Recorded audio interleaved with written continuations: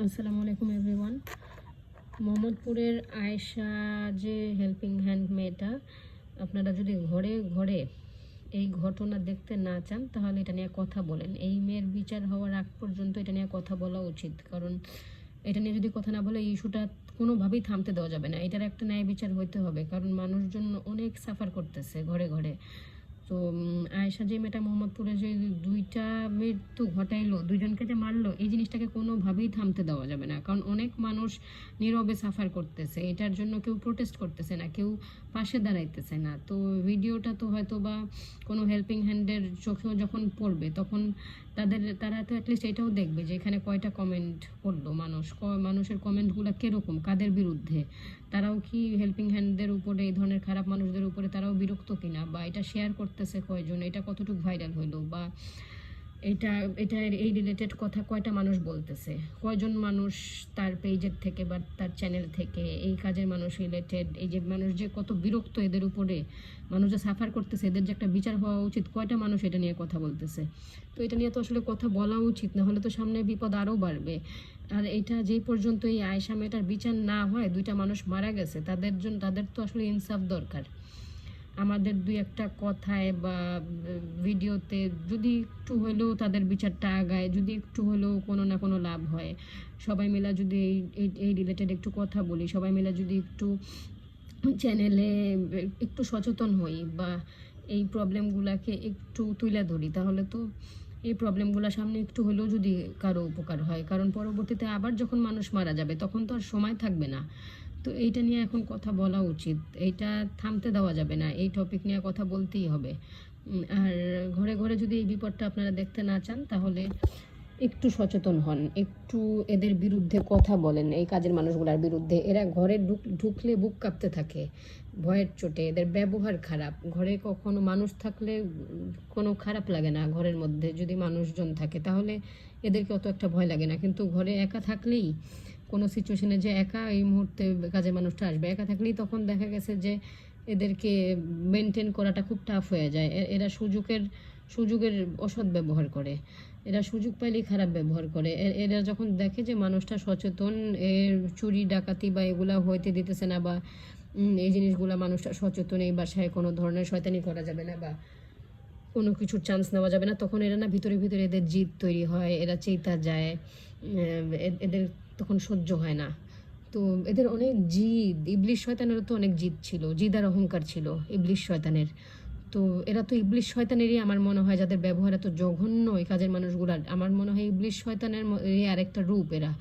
কারণ এরা এরা খুব জঘন্য ব্যবহার শুরু করছে, ব্যবহার করতে করতে এরা মানুষ মারা শুরু করছে। আমি নিজেও দুইবার 2-3বার আমি বড় বড় বিপদ থেকে বাঁচছি, আমারও মৃত্যুর মতনই সিচুয়েশন ছিল, আমি খালি একটু সচেতন ছিলাম দেখে আমি মৃত্যুর হাত থেকে বাঁচছি। কারণ এই যে মোহাম্মদপুরের এই জিনিসটা যেভাবে ভাইরাল হয়েছে, আমার ঘটনাটাও ভাইরাল হইতে পারতো।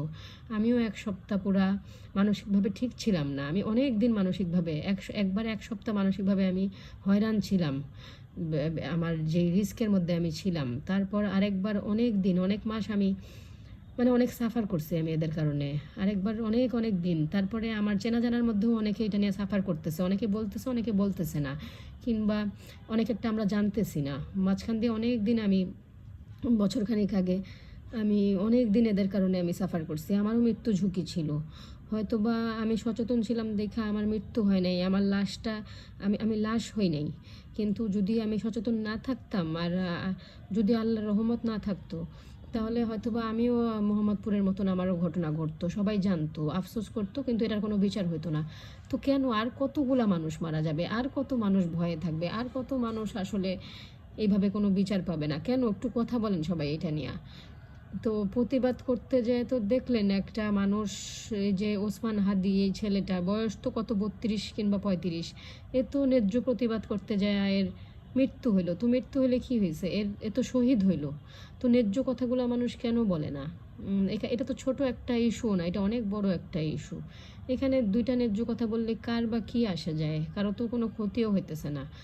তো এই ব্যাপারটা নিয়ে একটু কথা বলেন, কারণ আপনার কোনো রিলেটিভ বা আপনার নিজের ঘরেরই কোনো মানুষ, বা আপনার খুব আপন ক্লোজ কোনো মানুষ, বা আত্মীয়র মধ্যেই কেউ কারো না কারো যখন বিপদ হবে, তখন তো আমরা ঠিকই বুঝবো যে এটা নিয়ে আমরা কেন আগে সচেতন ছিলাম না, কেন কথা বলি নাই। তো আমরা চাই না আমাদের আপনজনদেরকে হারাইতে, আমরা চাই না আমাদের কোনো আপনজন কোনো বিপদে পড়ে এদের দ্বারা মৃত্যু হোক এদের। এটা কিন্তু অনেক বড় একটা ইস্যু। এটা নিয়ে প্রত্যেকটা চ্যানেলে যাদেরই পেজ আছে তারা একটু এই রিলেটেড কথা বলেন, এই রিলেটেড ভিডিও পোস্ট করেন, কিংবা আমারটা শেয়ার করেন, আমারটা ভাইরাল করেন। যাদের কোনো পেজ মেনটেন করতেছেন না তারা আমারটার মধ্যে দরকার হলে একটা কমেন্ট করেন। এই জিনিসটাকে আপনারা নিজেদের পেজের থেকে আপনারা পোস্ট করেন এই রিলেটেড কোনো কথা বইলা। তো এটা আসলে কোনো এই বিপদটার থেকে বাঁচতে হবে, কারণ আমি জানি আমি মৃত্যুর হাতের থেকে 2-3 বার আমার মৃত্যু ঝুঁকি ছিল। আমি 2-3 বার আমি বাইচা গেছি খালি কোনো না কোনোভাবে। আমার মৃত্যুর ঝুঁকি ছিল, আমি খালি বাইচা গেছি, কিন্তু আমার কিছু করার ছিল না। কারণ আমার মানে কি বলবো, অনেক সময় তো অনেক কিছু আসলে ফিল করা যায়, বোঝানো যায় না কাউকে।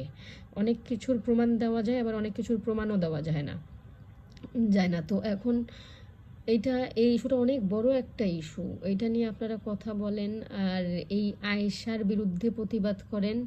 এই যে মোহাম্মদপুরের এই মেয়েটা দেখতে কত সাধু দেখা যায়, বলদ, কিচ্ছু বুঝে না, অথচ এই বলদ চেহারা দেখা কেউ কখনো এদেরকে বিশ্বাস করবে না। এরকম 2-3টা বলদের হাত থেকেই কিন্তু আমার মৃত্যুর ঝুঁকি ছিল।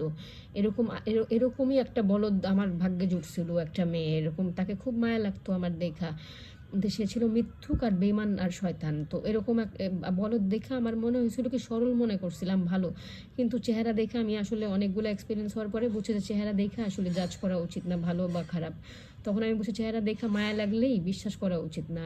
এদের মধ্যে অনেক বড় জঘন্য একটা রূপ থাকে এদের ভিতরে। এরা একা পাইলে বুঝবেন যে এরা কী ধরনের। এদেরকে ধরেন আজকে আপনার অনেক টাকা আছে, আপনি এদেরকে টাকা দিয়া হয়তো বা একটু ভালো ব্যবহার পাইলেন, বা একটু নিজের কাজটা আপনার একটু হেল্প পাইলেন, কিন্তু অনেক টাকা থাকলেও যদি আপনার হাতটা বা পাওটা, আপনি যদি বিছানায় পড়ে যান, হাত পা যদি না থাকে, বা কোনো কারণে ব্যর্থ হন, কোনো কারণে আপনার নিজের চলাফেরা করতে না পারেন, বিছানায় বসে যান, তখনই দেখবেন যে এদের রূপ কতটা জঘন্য।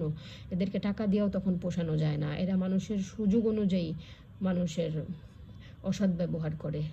এরা একদম অনেস্টি নেই এদের মধ্যে। এদের বিরুদ্ধে কথা বলেন, আর এদের চাকরিটা এত সহজ করেন না কাজের মানুষগুলার। এদেরকে রাখার সময় ভালোভাবে যাচাই বাছাই করে, এদেরকে এত মায়া করা দরকার নাই, যতটুকু ন্যায্য ততটুকু করেন।